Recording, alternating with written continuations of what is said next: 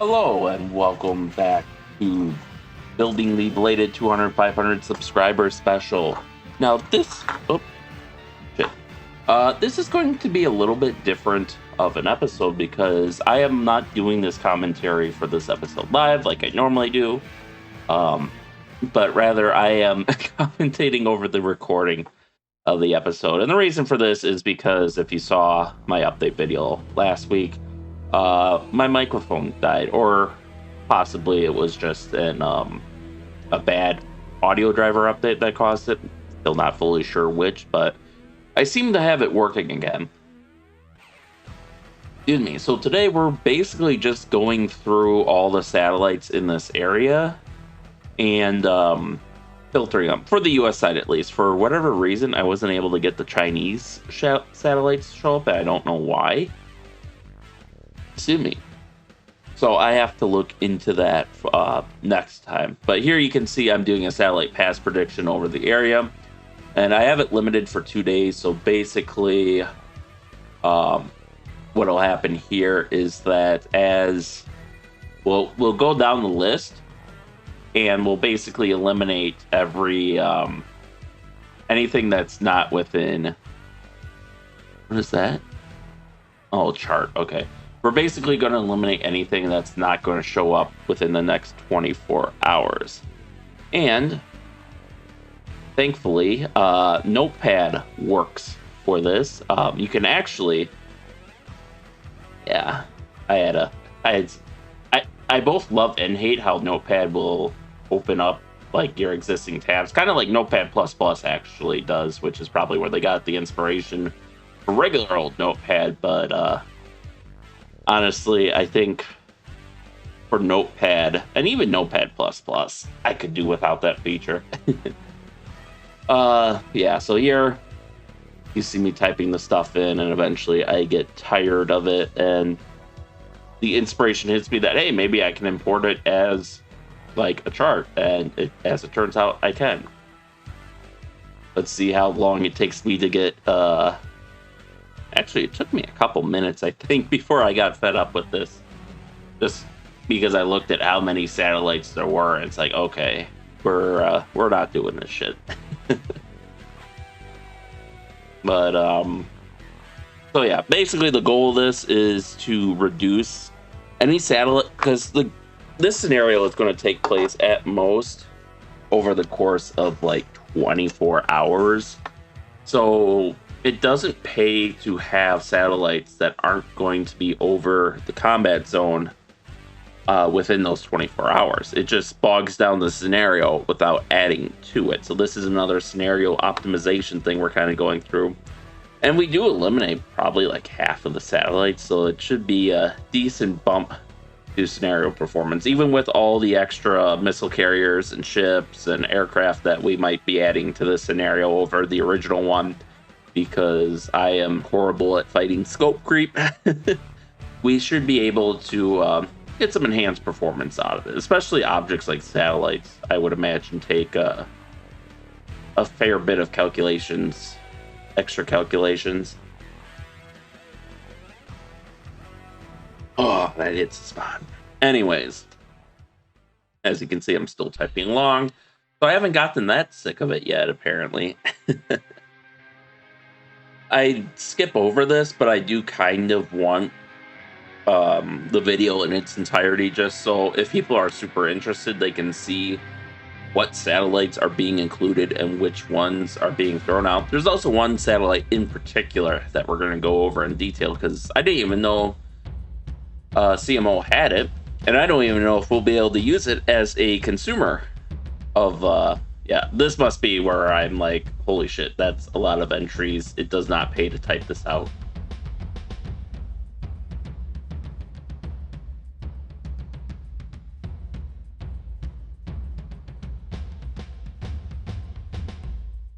All right, what am I doing here? Oh, I'm still trying to type it out. Okay, I was trying to see what the next satellite was there. My patience is probably more than average, but it is still finite. It used to be a lot longer. I remember playing, trying to play Myst as a child, and I was young enough, I couldn't associate different clues in different places on the island relating back to each other. I couldn't make those associations yet because I was so young. So what I ended up doing, because I was a child with infinite time and infinite patience, is I brute forced through most of the puzzles on the starting island. For sure, I know the voltage puzzle for the transformer station for powering the space rocket, and I know I also brute forced the code for the safe in the cabin where you get the matches from. I don't think I was actually able to brute force getting the tower up though. Otherwise, I probably would have been able to teleport myself to the monkey lands. I brute forced that clock tower that's kind of like just off the shore. Excuse me. I know I brute forced that. At least got into there. I don't know if I solved it, but I gotta get a slightly longer cable for my headset. It used to be fine, but now with the new setup that I have going, it's a little on the long side a little on the short side rather. Let's see. I think I brute forced one or two other puzzles. I brute forced the puzzle for there's an early puzzle where you have to enter the number of marker switches on the island, and for that one, I just brute forced it. I didn't use logic to solve that, and of course, I couldn't actually understand the message he was giving me.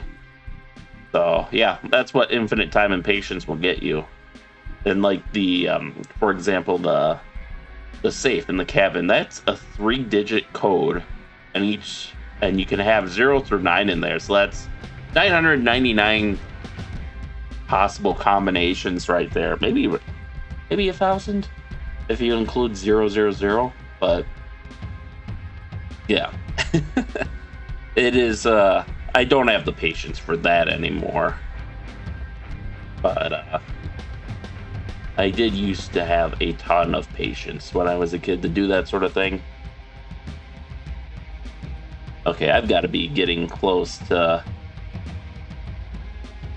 being sick of typing in all these entries, and you're not missing much from my commentary in the original video. I was basically just reading these as I went, which I'm sure some people would prefer, but I'm not going to do that here. Anywho. Okay, I guess I do have more patience than I gave myself credit for. Yikes. 45 entries. Working on my 46th entry. I've got to get sick of it soon, though. Oh, not yet. There was a pause there, so I was thinking maybe this is it. But nope. We get to watch me have too much patience for my own good. This will go faster once I do finally copy and paste the log into Notepad.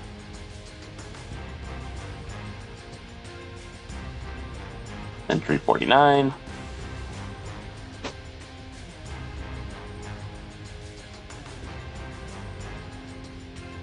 There we go. Now I run out of patience. And you'll see how quick this whole thing could have been.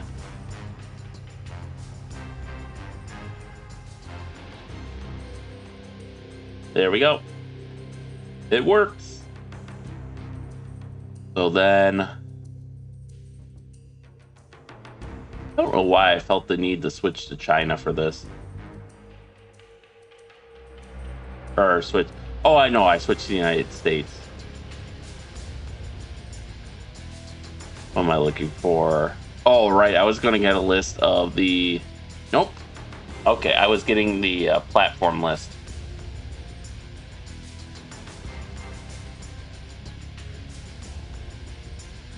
So now I am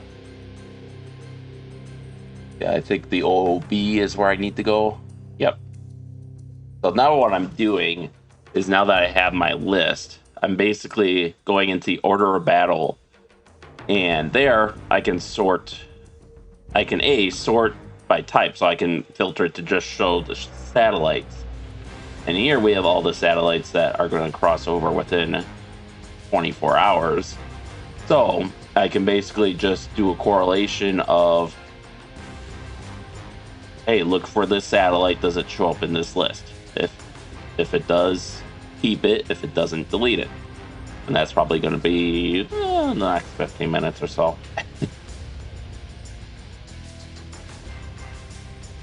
So here we can see, okay, the checkmate 1 through 10 is there, so we get to keep those. Eventually, we do manage to get rid of some satellites. Although there were some that I was surprised did not cross over the Pacific for more than 24 hours. It's possible they would have eventually. I wasn't willing to do a satellite prediction that far out to find it, because you notice it has to load that satellite prediction, so it's doing calculations and stuff, which is another reason why we're getting rid of satellites that we aren't using, because it should, if it's ever doing that sort of thing in the background as the scenario is running, should speed that right up.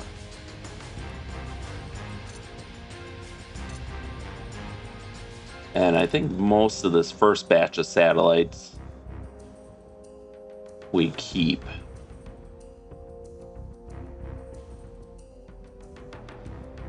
Sibers we definitely keep. Space-based infrared system, which is great for detecting things like missile launches.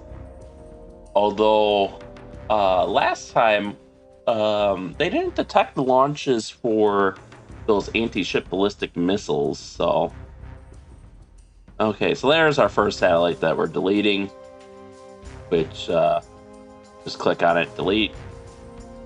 You might be able to delete it from the OOB interface. I'm not 100% sure on that, but it at least jumps you to it, so it's pretty easy there. Either way, even if it doesn't let you delete it directly from the OOB in editor mode.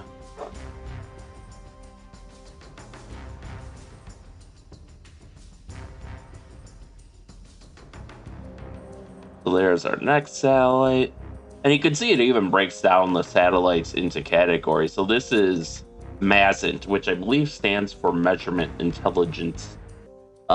This is basically a sort of intelligence that we're like, you want to get radar scans of something to see how it shows up on your radar.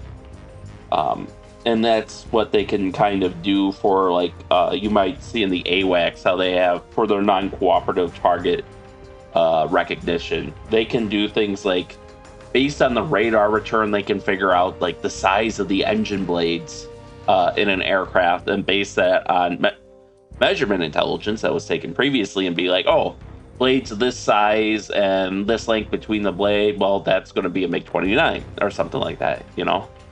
So it's really fascinating what they can do with that sort of thing. Let's see what RORSAT is. RORSAT is Radar Ocean Reconnaissance Satellite. So this is basically using radar to monitor naval traffic from space. And then ImageSat is obviously imagery intelligence, so that's going to be your things like your Keyhole spy satellite series and stuff like that. I'll just taking pictures of things.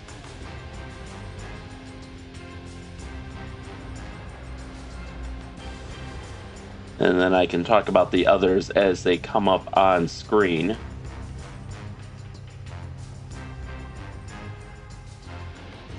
Here's, interestingly enough, the RORSAT satellites, or at least 33 of them, were nuclear powered.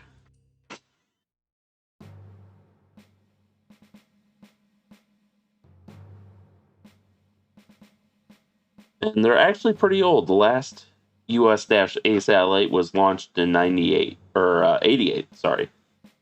So, a little on the older side. Probably still useful against most stuff, but I'm sure they've been replaced by Whatchamacallit, actually they're inactive, so I should probably take those all out of, well, Roarsat specifically. I don't know if the Capella series is inactive.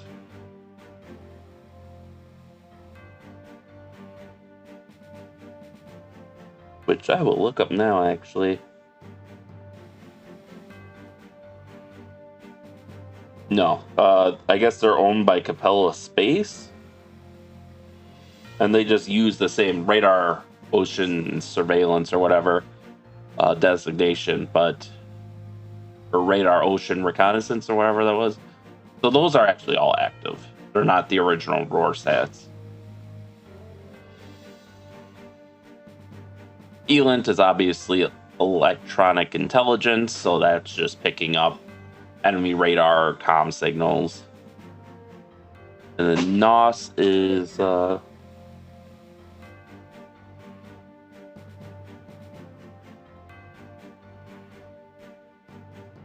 me see, naval ocean surveillance system. So probably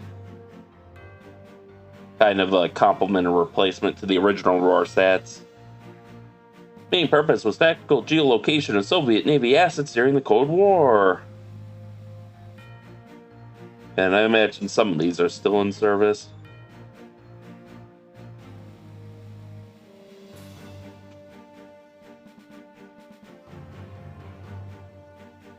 But the one we're going to be talking most about is probably going to be that Project Thor that you might see there under None. Yeah, that's what I was surprised about is all those Capella satellites do not go over the combat area for the next 24 hours. They might eventually. I didn't project it out, but that really surprised me since you'd think that'd be a critical piece of ocean to have those satellites go out under. But yeah, I suppose we got the NOS satellites to do that too. So since it seems like they basically serve the same purpose. And since the NOS are defense industry versus defense contractor, or not defense, since those are actually operated by the military versus the Capella satellites, which seem to be operated by a contractor, they might be more advanced too. So maybe that's not the worst thing in the world.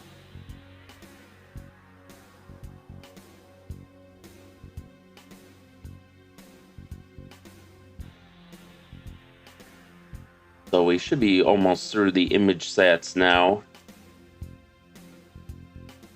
Yeah, a lot of these sky sats aren't going to be over the combat area.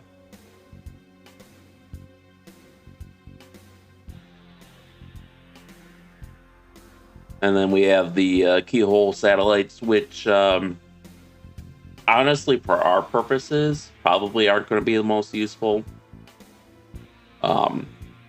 I don't know what the chain is, especially for the most recent KH-11 spy satellites. I don't know how long it takes between them taking a picture to that picture getting to the operating theater.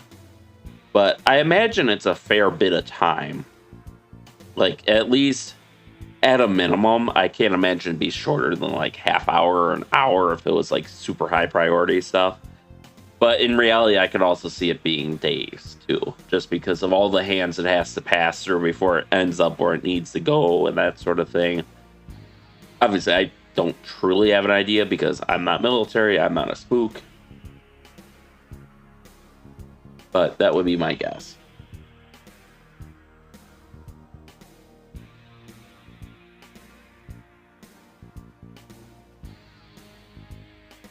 Now what we got? Okay, that's a large block. Here I'm bringing up is we're at the Project Thor. And Thor is rods from gods, as they call them. So basically the concept behind this satellite is you load up a satellite with some tungsten rods. Now tungsten is one of the densest materials we have around that's stable. And the idea is you could deorbit these rods over a particular part of the planet with some ablative shielding so it can survive re-entry. And the kinetic energy alone of it re-entering the atmosphere and striking a target would be enough to do the same amount of damage as a small yield tactical nuke. So it's a very interesting concept, which I don't know if we'll be able to make use of that in this scenario, but I will be leaving it in because I don't. It supposedly has the ability to hit naval targets, but we'd probably go for the safer bet of hitting airfields and stuff just to keep the Chinese out of the fight. If we can use it, this seems like something that might be locked behind the pro version of the pro version of the professional version of the software, because I've seen that before where certain things like right now I think hypersonic glide vehicles, specifically maneuverable ones, those are locked behind a professional edition, which I tried to buy one. I asked them, hey, how much? And they said, well, you're just a citizen, so no, fuck you. Obviously, they didn't tell me to go fuck myself, but they will not sell the professional edition to you unless you are either the military or a defense contractor. But it would be very interesting if we could actually use this in the scenario, which I would prefer not to use it right off the bat just because of the potential power. I'd prefer this to be like after the 6 or 12 hour mark. But and I might even do like a rendition of the scenario where we don't use it and a rendition where we do. But with the militarization of space picking up with Russia's recent attempts to put a nuke into space, I could see this project being revived.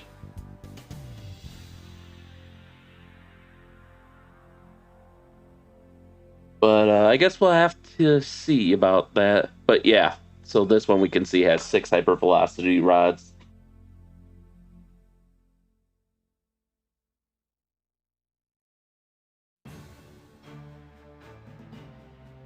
So I am very interested to see how this performs in game. And who knows, maybe I'll do it in my off time just so I could be prepared. Because I know there was one time where like I tried to use like a new Minuteman missile and with the hypersonic glide vehicle, and I couldn't use it. But there are other things that used to be locked to the professional edition that aren't locked now. So even if it is locked now, it might become unlocked in the future. Most notably, I think some elements of comm jamming were locked to the professional edition that are now available for the consumer. And there's a couple other things too. So it's not the ideal situation, but you make do, right? Like, I know one thing I would love is to have the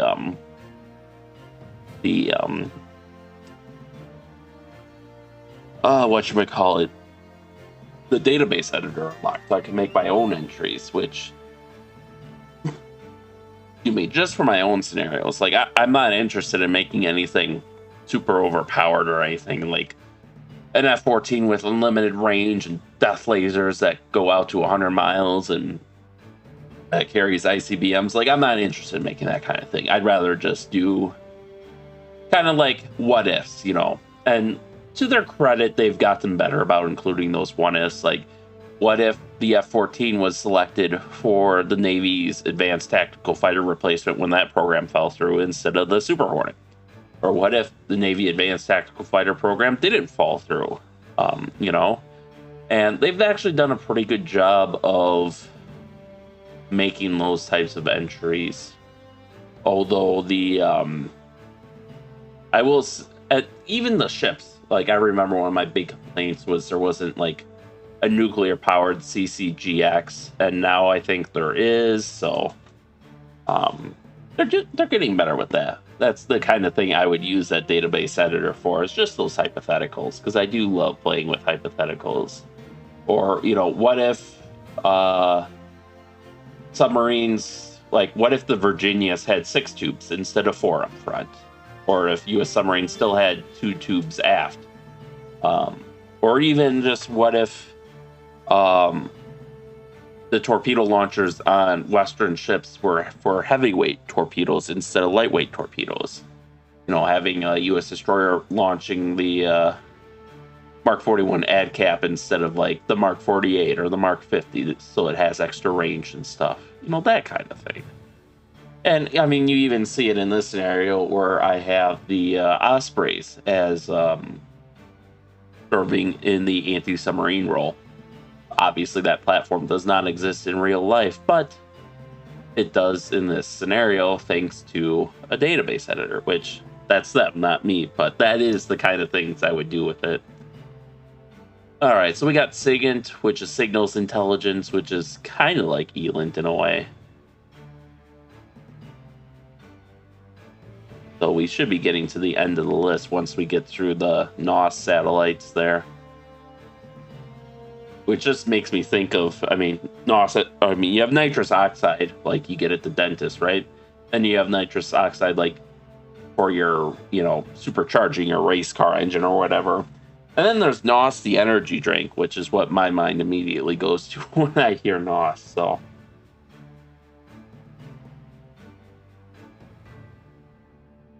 All right, so it looks like we got more stuff coming out of the scenario here.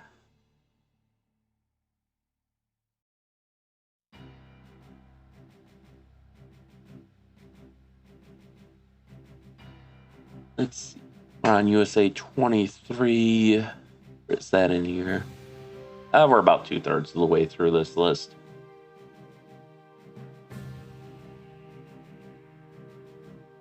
Okay, there we go. Now we're getting towards the end, because I think once that NOS gets collapsed, I think the list gets really short.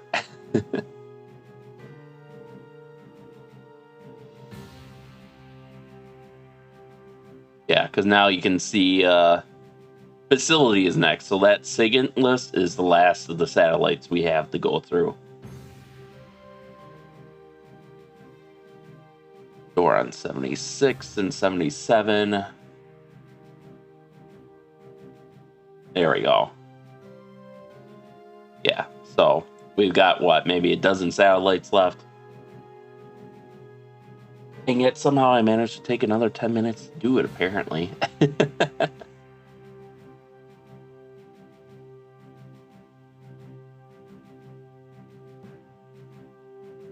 I might cut out the end of this video a little early then, because there's really not much to go over other than this. I can't think of anything else important that I did, so I might trim down the end a little bit. Yeah. We're fighting that. I think most, if not all, of these SIGINT satellites might not actually cross the area, which again is another surprise, because you'd think the kind of the Indo-Pacific region would be a huge priority for these satellites, with China being the rising threat and Russia having their bases in Vladivostok. But, well, okay, that one was over Russia, but it wasn't over the South China Sea where we're fighting.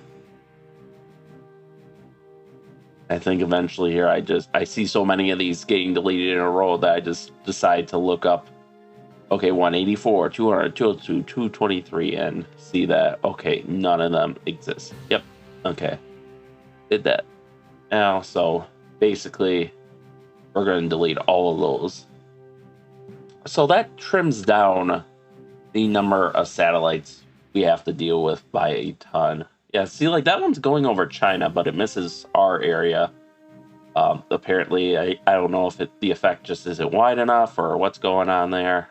You can see that one's kind of going over Russia, Alaska. That one's in... I think that one I end up leaving in, because that looks like it could pass close by, even though it's not directly over our battle group. It would pass over mainland China, so it might detect things like if they send a launch signal to those anti-ship ballistic missile launchers, for example, we might pick that up, or we could pick up comm traffic from their air bases. So that's the reason I keep some of those in, despite it not appearing on our list.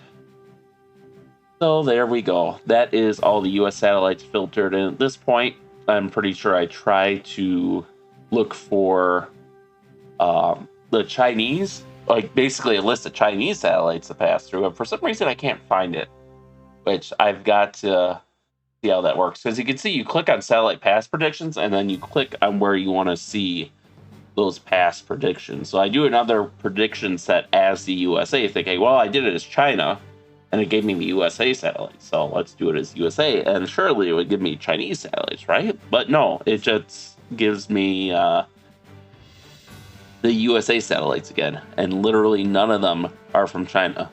And I have a hard time believing that China wouldn't have a fair bit of... Granted, they have a lot of radar and aviation coverage in the area, but I have a hard time believing they wouldn't have that backed up with satellites. So, this is me fruitlessly searching for... Yeah, now I do it again as the Chinese. See that it's just giving me the American satellites again. So... yeah, I gotta look into that, see what's up with that, because I would like my next episode to be filtering out all the excess Chinese satellites, because there's some that are just going to go over, like, mainland USA and Europe. I don't care about those. I just care about the ones that will be giving them intelligence about the location of our battle group that would serve as part of the kill chain for their weapon systems, specifically their anti-ship ballistic missiles, but... it is not to be. And they do have a lot of satellites. I think after this pass, I zoom out and we see just, or like maybe I go to the order of battle. Yeah, there. I put it out to 4 days, and then I think I decided I wasn't willing to wait that long to for it to recalculate. As you can see how it just really chugs. And this is a pretty modern system too. I mean, I used slightly older parts that they weren't cutting edge. They were like just behind cutting edge. I built it in like November, so you know this computer ain't no slouch. Although sometimes it acts like it. Well, it's not the computer's fault. Like Discord, for example, is really laggy after a day for some reason, but I assume that's the fault of Discord somehow. But yeah, it's like we zoom out and we can see there's plenty of Chinese satellites. Once I zoom out and get sick of this. But for whatever reason, they just don't show up in this list. I don't know if I tested it elsewhere, but that's hopefully going to be the focus of next episode, is just figuring out how to get the satellite pass predictions working for the Chinese satellites, or figuring out, like, from their orbital trajectories when they might be passing over the combat zone, and then filtering them out based on that so we can get more scenario optimization. And then at that point, we'll probably be adding in land-based aircraft to the various Chinese... I guess I did wait out the entire time. But we'll probably be adding all the land-based aircraft to the Chinese airfields that we kept. And then from that point on, probably adding... the land-based anti-ship missile systems, and then from there, I think all that would be left is setting up the mission profiles. But that will be for next time. I'm not going to torture you all with my confusion here. So I think we're actually just going to cut this a little early. So with that, thank you all for watching, and stay tuned for next time, and stay safe out there, and we'll see you then.